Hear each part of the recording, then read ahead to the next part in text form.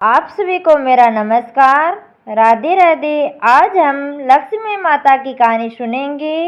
एक बार जोर से बोलिए, लक्ष्मी माता की जय हो। माता लक्ष्मी हिंदू धर्म में धन, समृद्धि, ऐश्वर्य, सुंदरता और भाग्य की देवी है। वे भगवान विष्णु की पत्नी है और त्रिदेवियों में से एक है, जो घर परिवार में सुख शांति, सुख समृद्धि का प्रतीक मानी जाती है। तो आइए शुरू करते हैं माता लक्ष्मी जी की कहानी। एक गांव में एक साहूकार रहता था। साहूकार के एक बेटी थी।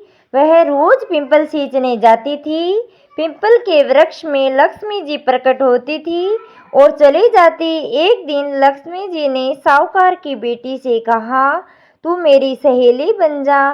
तब लड़की ने कहा कि मैं अपने पिता से पूछ कर कल आऊंगी। साहूकार की बेटी ने घर जाकर अपने पिता को सारी बात कह दी। तब उसके पिताजी ने बोला, वह तो लक्ष्मी जी है, अपने को और क्या चाहिए, तू लक्ष्मी जी की सहेली बन जा। दूसरे दिन वह लड़की फिर गई। तब लक्ष्मी जी पिंपल के पेड़ से निकल कर आई। कहा, सहेली बन जा। तो लड़की ने कहा, बन जाऊंगी, और दोनों सहेली बन गई।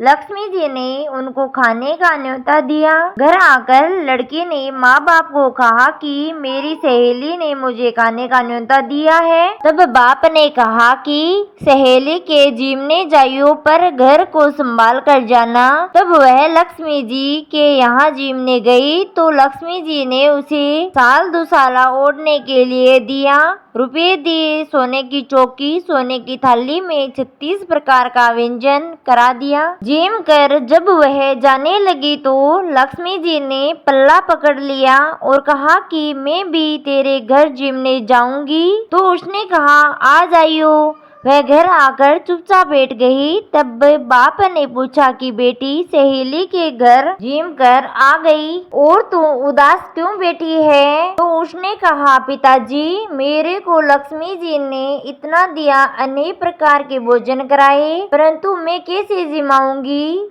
अपने घर में तो कुछ भी नहीं है। तब उसके पिता ने कहा कि गोबर मिट्टी से चौका लगाकर घर की सफाई कर ले। 4 मुख वाला दिया लाकर लक्ष्मी जी का नाम लेकर रसोई में बैठ जाना। लड़की सफाई करके लड्डू लेकर बैठ गई। उसी समय एक रानी नहा रही थी। उसका नौलख का हार चील उठा कर ले गई और उसके घर वह नौलख का हार डाल गई और उसका लड्डू ले गई।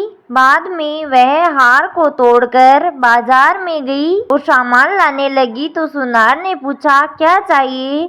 तब उसने कहा कि सोने की चौकी, सोने का थाल, साल 2 साल दे दो, मोहर दे, सामग्री दे, 36 प्रकार का भोजन हो जाए, इतना सामान दे दो। सारी चीजें लेकर बहुत तैयारी करी और रसोई बनाई। तब गणेश जी से कहा कि लक्ष्मी जी को बुलाओ।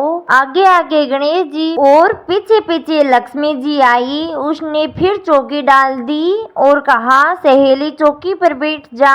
जब लक्ष्मी जी ने कहा, सहेली चौकी पर तो राजा रानी के भी नहीं बैठी, किसी के भी नहीं बैठी, तो उसने कहा कि मेरे यहाँ तो बैठना पड़ेगा। फिर लक्ष्मी जी चौकी पर बैठ गई। तब उसने बहुत खातिरदारी की, जैसे लक्ष्मी ने करी थी वैसे ही उसने करी।